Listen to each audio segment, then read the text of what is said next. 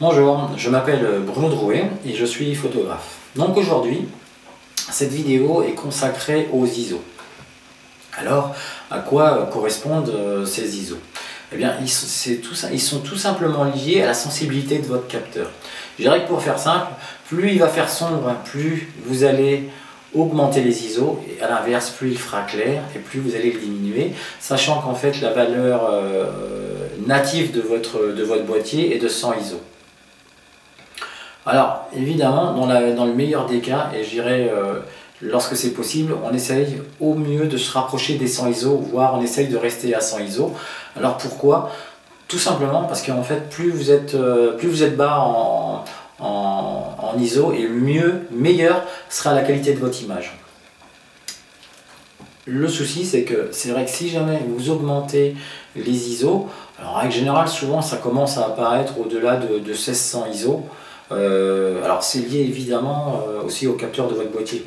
Donc au-delà de 700 ISO, qu'est-ce qui va se passer? En fait, vous allez voir apparaître sur votre image ce qu'on appelle du bruit numérique. Alors, du bruit numérique en fait qui se caractérise par des espèces de petits points un peu de toutes les couleurs, et en tout cas qui vont complètement détériorer votre image. Donc voilà, par principe, eh bien, on essaye de mettre 100 ISO.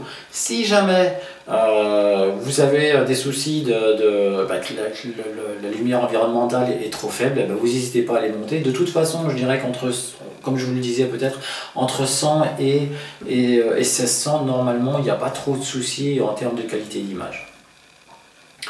Alors, ce qu'il faut savoir également, c'est que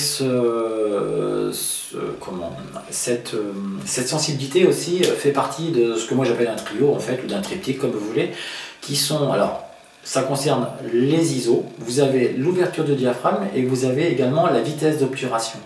Et je dirais qu'un bon équilibre entre ces trois paramètres va faire qu'en fait vous allez avoir une bonne exposition.